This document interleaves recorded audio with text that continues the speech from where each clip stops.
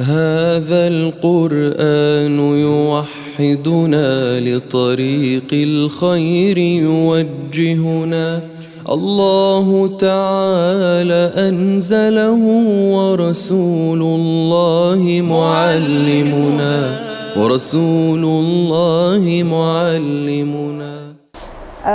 Salam alaikum. Alors moi c'est Hayat. Ici on est à la gare de Tubize. Je suis institut maternelle et cette année je suis en pause carrière. J'ai essayé de prendre une petite pause pour voyager et puis profiter de la vie. Alors si je suis ici aujourd'hui, c'est pour vous parler d'une petite anecdote concernant la prière et plus précisément ma relation à la prière en fait. Donc on prie tous les jours, mais est-ce qu'on sait vraiment pourquoi on prie et quelle est notre relation avec notre Seigneur? Alors moi, quand j'ai commencé à prier, j'ai prié parce que on se dit musulman, donc forcément la prière c'est un des piliers. Et j'ai commencé ma prière pas forcément en étant assidue. J'étais pas concentrée, en gros je savais pas trop pourquoi je la faisais. Je la faisais parce que oui, j'étais musulmane et qu'il fallait la faire, mais j'arrivais pas encore à trouver cette saveur qu'il y a dans la prière en fait. Tu vois, ce sentiment que tu ressens quand tu pries, ce sentiment de proximité avec notre Seigneur. Et ça me dérangeait fortement en fait de faire ma prière un peu machinalement. Enfin voilà, c'était l'heure de la prière, j'allais faire mes ablutions, j'allais prier, mais il n'y avait rien de plus. Puis je me suis dit on va arrêter de faire ça comme ça n'importe comment. Et on va peut-être commencer à rechercher comment atteindre cette saveur, comment pouvoir profiter pleinement de ce moment, de cette prière qu'on doit quand même faire 5 fois par jour. Donc voilà, au lieu de la faire simplement et bêtement, autant essayer de la faire correctement.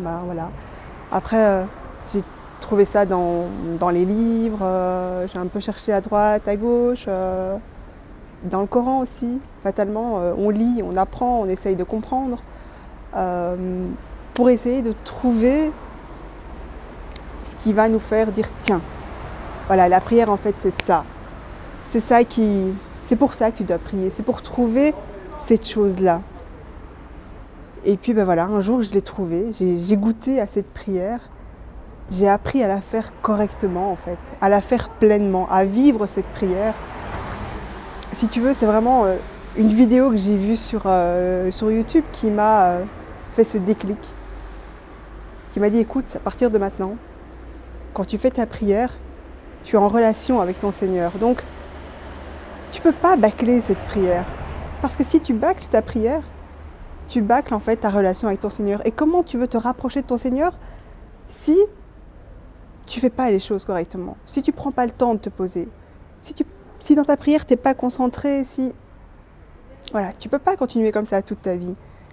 Je pense que tout à chacun, et puis moi personnellement, voilà, on essaye de trouver dans notre vie, de se rattacher à des choses pour évoluer, pour faire évoluer notre foi tous les jours. Et voilà, chacun d'où on est parti, chacun avec son vécu. Moi, j'ai pas vécu entourée de forcément beaucoup de musulmans. Enfin voilà, je vis en dehors de Bruxelles, on n'est que quelques familles musulmanes. Donc pour se construire une identité musulmane forte, il fallait que ça vienne de moi.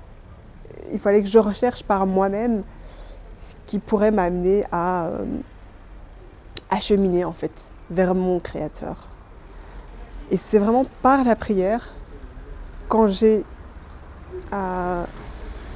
Attends, je bug un peu là. Quand j'ai trouvé cette saveur dans la prière et dans cette prosternation, qu'en se disant, je pose mon front au sol, c'est à ce moment-là où je suis le plus proche de mon Seigneur. C'est à ce moment-là où je peux tout lui dire, où je peux tout lui confier, où je peux tout lui demander en fait, tout simplement. Et c'est vraiment là que j'ai pris conscience que la prière c'est ça en fait. Dans la prière il y a tout plein de choses, mais il y a vraiment cette relation où tu es seul face à ton Créateur. Et il n'y a personne qui te dérange dans ta prière, donc c'est vraiment à ce moment-là que tu dois en profiter pour profiter pleinement de ce moment. ce moment de prière, ce moment de prosternation où tu es seul face à ton Créateur. Donc, moi, si j'ai un conseil à donner, c'est voilà, c'est regarde ta prière aujourd'hui, dis-toi si tu aimes faire ta prière ou si tu la fais par obligation. Qu'est-ce que tu aimerais changer en fait dans ta prière? Et je pense que, voilà, moi tous les jours, on me demande ça aussi, parce qu'on va pas se mentir, il y a des fois où on bâcle sa prière, il y a des fois où on la fait rapidement, ou on la fait avec flemme, tout simplement, tu vois. Et puis quand on a ces petits moments de baisse de foi, ben voilà, on se dit stop. Qu'est-ce qui se passe? Pourquoi j'ai cette baisse de foi? Pourquoi je suis comme ça? Et puis voilà, il suffit qu'on passe un moment un peu difficile ou autre et on se reprend. Et puis quand on reprend goût à la prière, en fait c'est ça, la prière ça va, ça vient, je pense. Et le plus important c'est de toujours faire attention à garder cette relation avec son Seigneur. Cette relation vraiment, cette pleine relation en fait.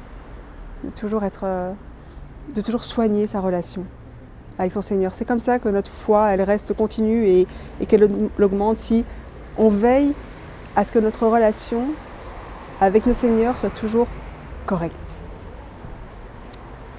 Donc, Voie 2, le train IC à destination de Braine-le-Comte. Et donc, le verset que j'ai choisi pour illustrer ma petite anecdote, c'est le verset 57 de la sourate Yunus. Donc c'est « Ô homme, voici venu à vous un appel de votre Seigneur, qui est à la fois un remède pour le mal qui ronge les cœurs, un guide et une miséricorde pour les fidèles. » Salam alaikum. اللهم اجعل خير عمرنا آخرة وخير عملنا خواتمه وخير أيامنا يوم نلقاك يا رب العالمين.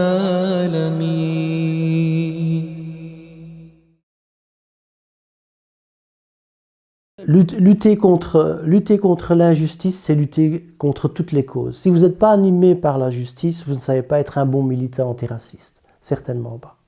Hein?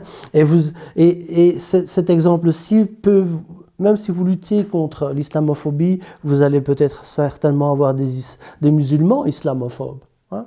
La sourate, elle en parle, puisque ce sont ses proches qui l'ont exclu.